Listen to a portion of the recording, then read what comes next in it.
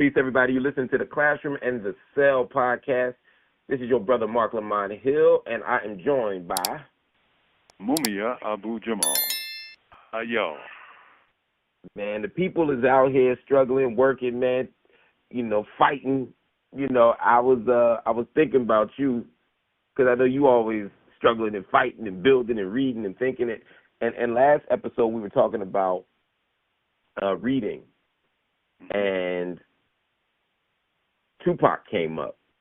Yeah. And I feel like you had more thoughts on Pac. And so I was like, let's talk about Tupac. Tupac is such an interesting and unique figure for so many reasons. We started talking about him last episode in the context of, him being a reader.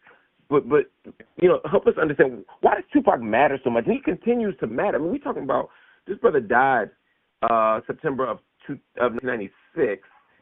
It's been 28 years. We still matter. In African cosmology, they believe that if someone is talked about and thought about, and he lives in the realm of memory, then he is still alive in consciousness.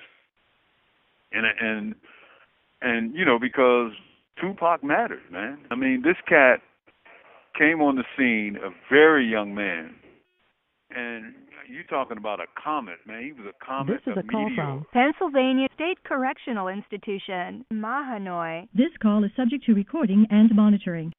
His presence on the screen, man, was like iconoclastic, man. He was on fire, and that's the same could be said of his music. And almost as important as his music are his interviews, where he talked about life, man, and talked about the struggles of being a young black man trying to represent his generation. And, as I mentioned earlier, he read everything. I mean, his library was vast. And Michael Eric Dyson, in his classic Tupac work, Holler If You Hear Me, talks about how he hadn't had a stable living environment. So he taught a friend of his, Layla, and I can't remember her last name, but to hold his book for him. And they were hundreds of books. He read everything. He was a cat who, while he was never a Panther, because the party didn't exist, when he kind of emerged as a young man, his mother infused in him deeply the ideas behind the party. And he had a Panther sensibility. And, when he talked about thug life, he was talking about like regular cats on the street, on the corner. And he identified with these cats, and he talked about poor people. He knew what that was about because he was one of them. And he never lost,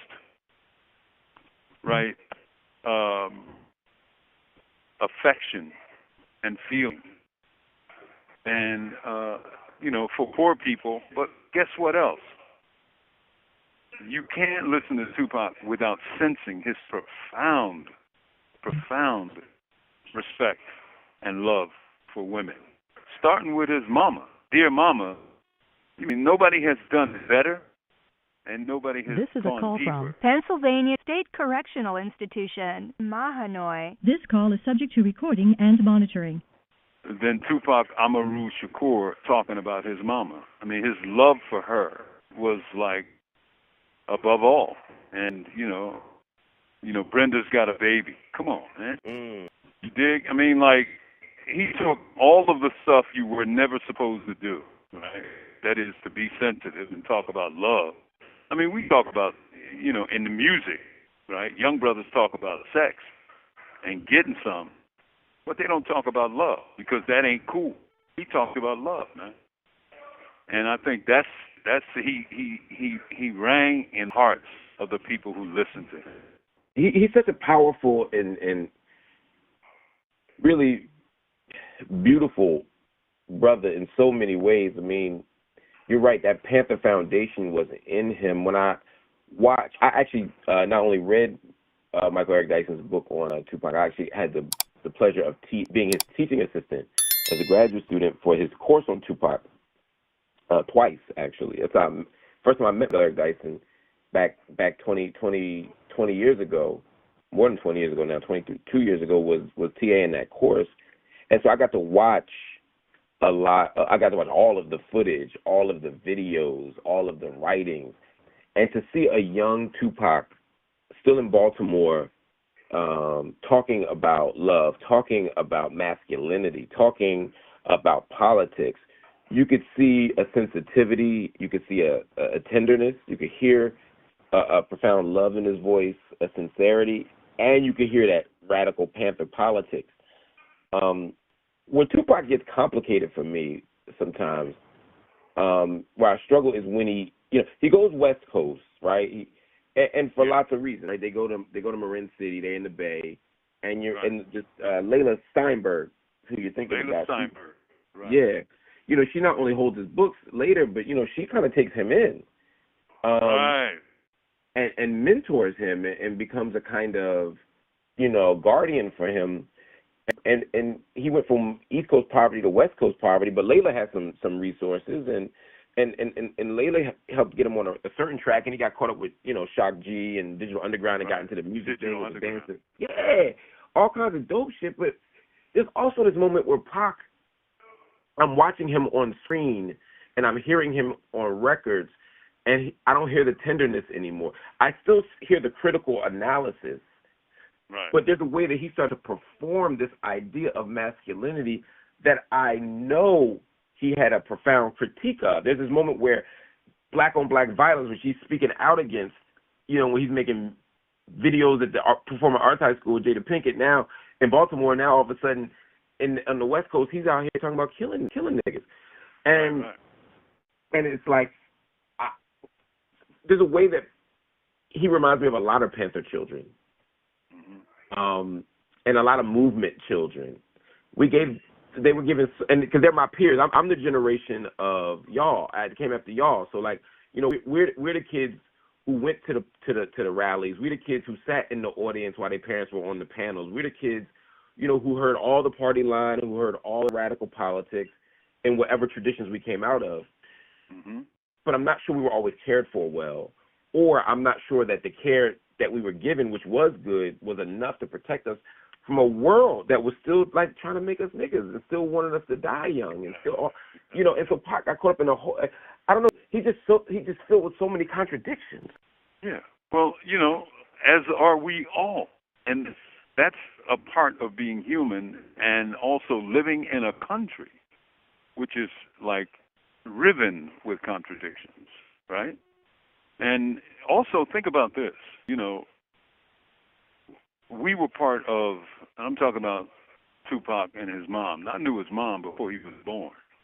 I was in the office in the Bronx, the Ministry of Information in the Bronx, and she came in there and lit it up like a firecracker because she was a tiny woman, but she had so much power and energy in her that the sister Safia she wrote about her, and she said, I admired her so much that when I saw her, I wanted to stand and salute her. I know what she's talking about because I felt the same way. Because this sister was radiant, and I don't think she consciously knew it. But, some people just reflect that kind of energy, and Afeni Shakur was that kind of person. And a lot of that energy she infused into her son. But when I'm talking about contradiction, what we have to acknowledge is that the movement of my youth, right, and the elders of your youth failed. Okay? It failed. It was destroyed by the state. So what does that mean in terms of contradiction? It means that other influences entered the mind of those Panther cubs and those Panther children, street influences, and they were always in conflict, right?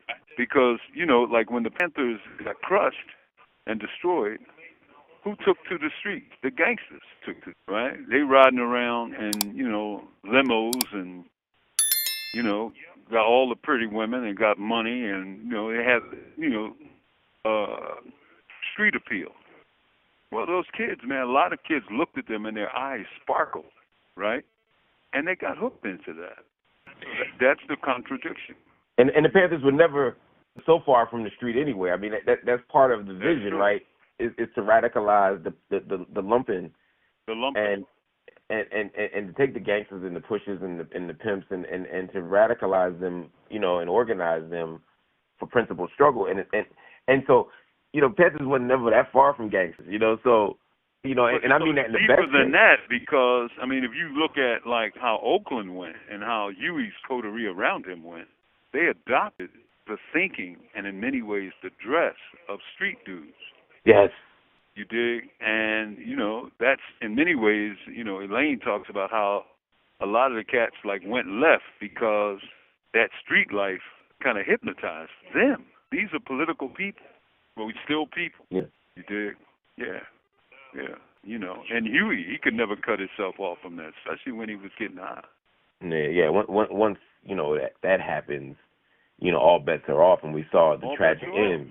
Yeah. And no matter who was responsible for Huey's death, ultimately it was still bound up in the streets. So whether it's the story the news tells us, whether it's a deeper you story, have 1 minute left. Doesn't matter. At the end of the day, the end is tragic. And the Tupac ending, I mean, when I think Huey's ending, I think of Tupac's ending, I think of these amazing, beautiful, brilliant, courageous black men who had so much to offer us, who gave us so much, but who had so much more to give and were just stolen from us so young. And so when I think of Pac or Huey, I can't help but think about what the possibilities are. Beyond words. Beyond words. Yeah. They had so much to give. I mean, they gave so much, but they had so much more to give. But it was not meant to be. I hope we learn those lessons, man, because unfortunately, there's a generation of young artists out there that look at Pac and they're not admiring Dear Mama, they're admiring Hit 'Em Up, And I wanna. Thank you for using Securus. Goodbye. Love you too, man. On the move. Man, this is such a great conversation. We may have to keep this thing going, y'all. Everybody, you've been listening to the Classroom in the Cell. I'm Marc Lamont Hill. You've been listening to Mumia Abu Jamal. This podcast airs a couple times a week, 2 to 3 times per week, every week. Make sure you check out all the old episodes. Just go to Marc Lamont Hill Official and you can check that out. Hit the like button when you hear the videos. Hit the subscribe button. Become part of what we do all the time. You can also hit the join button to become a monthly contributor to the channel. It allows this podcast with our dear brother Mumia Abu Jamal to survive and thrive. You can also go to Cash App and just donate directly. Go to MLHTV. I'm going to say that again. Go to Cash App and hit $MLHTV. If you want the proceeds to go on to Mumia Abu Jamal in his legal defense or his personal defense or personal matters, personal needs, that's cool too. Just let me know in the subject line. We make sure all of the proceeds go straight to Mumia. What we want to do is continue to build and continue to grow. We can only do that with your love and support. We thank you, and we'll see you next time on The Move.